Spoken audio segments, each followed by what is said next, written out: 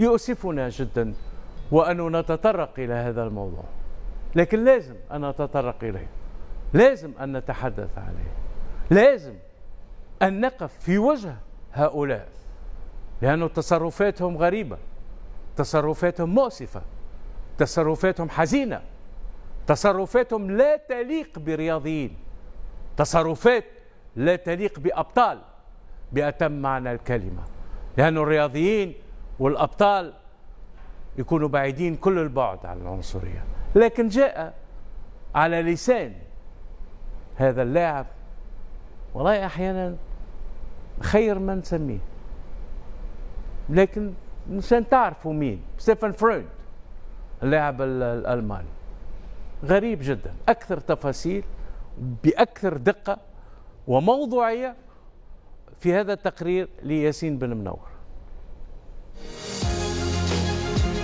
قضية عنصرية جديدة في أوروبا بعد تلك التي تعرض لها نيمار في بداية الموسم.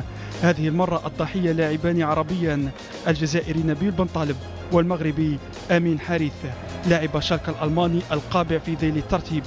القصة بدأت من تصريحات أدلى بها نجم الفريق سابقا وبطل أوروبا مع المانشافت عام 96 ستيفن فرويد بعد رفض اللاعبين الجلوس على كرسي الاحتياط، ووجه لبن طالب عبارات عنصرية. أنا شخصيا أعرف نبيل بن طالب عندما كان في توتنهام، إنه لاعب فرنسي من أصل جزائري. إذا لم يكن لديك مخططون جيدون في الفريق فإنك تتعاقد مع مثل هؤلاء اللاعبين الذين تكون شخصيتهم عدوانية وغير منضبطين. فرويد انتقل من بن طالب إلى الدول المغربي أمين حارث ووجه سهامه لأصوله العربية. حارث أيضا مغربي ومن نفس الأصل، لا يمكنه فعل أي شيء بتلك الجذور، إنه غير مستعد لمنح قلبه للنادي. أعتقد أن شالكة اشترى لاعبين سيئين. تصريحات أحيت جراح العنصرية في أوروبا، مما دفع بإدارة شالكة إلى التملص من تصريحات نجمها السابق.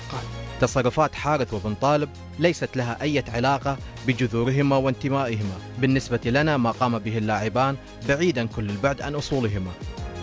الإعلام العربي والأوروبي تفاعل مع تصريحات فرويد ونعتها بالعنصرية، ووجهت سهام النقد للنجم الألماني وحتى لفريق شالكة الذي تعامل بشكل انتقائي تجاه اللاعبين مغاربيين، ولم يقم بالتصرف نفسه مع الفرنسي بنيامين ستامبولي الذي تصرف بنفس تصرف اللاعبين.